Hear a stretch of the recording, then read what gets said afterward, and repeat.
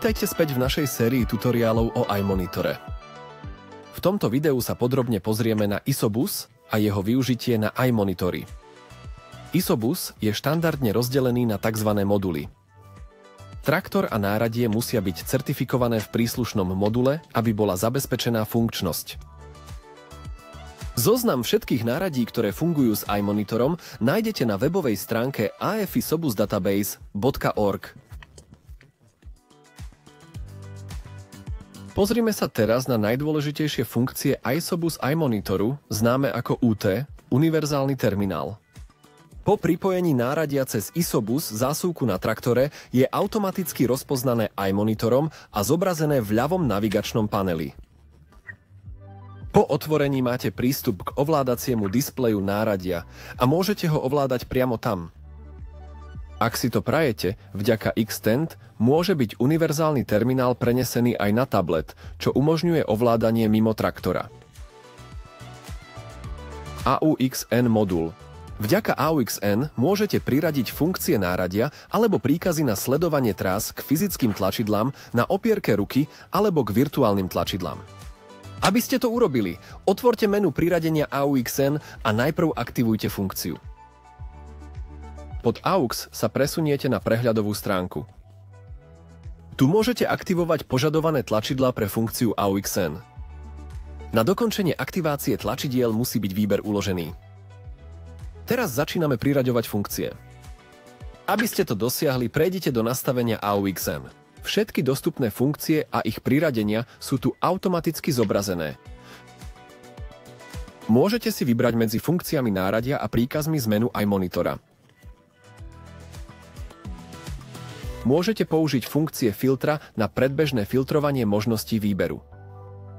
Na aktiváciu funkcie stlačte tlačidlo priradenia, otvorte a zvoľte virtuálne alebo fyzické tlačidlá. Potvrďte priradenie stlačením OK. Ak chcete zmazať priradenie, urobte tak v príslušnej funkcii s ikonou gumy.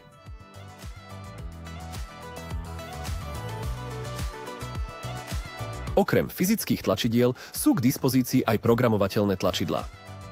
Môžete si vybrať tlačidlá rýchlej dostupnosti 1, 2, 3, ktoré sa zobrazia vedľa tlačidla autoriadenia po priradení.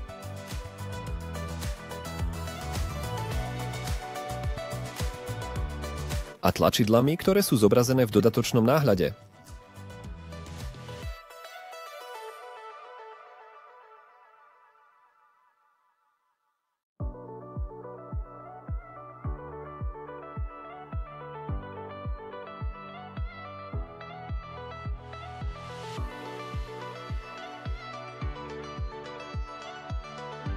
Priradenie fyzických tlačidiel môžete vidieť v príslušnom prehľadovom okne. TC Bus. Úlohový ovládač Basic sa používa na dokumentáciu úloh a ich uloženie vo formáte ISO XML. Až 3 Isobus zariadenia môžu byť použité súčasne v jednej úlohe. Sú zobrazené v nastaveniach v zozname aktívnych zariadení. Geometrické nastavenia prioritného náradia definujú vzdialenosti pre vedenie stopy. Ak je to potrebné, môžete ich priradiť inému zariadeniu. Ak nie sú zohľadnené v úlohe, musíte odstrániť manuálne vytvorené náradia. Iné moduly, ako je riadenie úloh a sekcií, sú spracované v iných videách v našej sérii.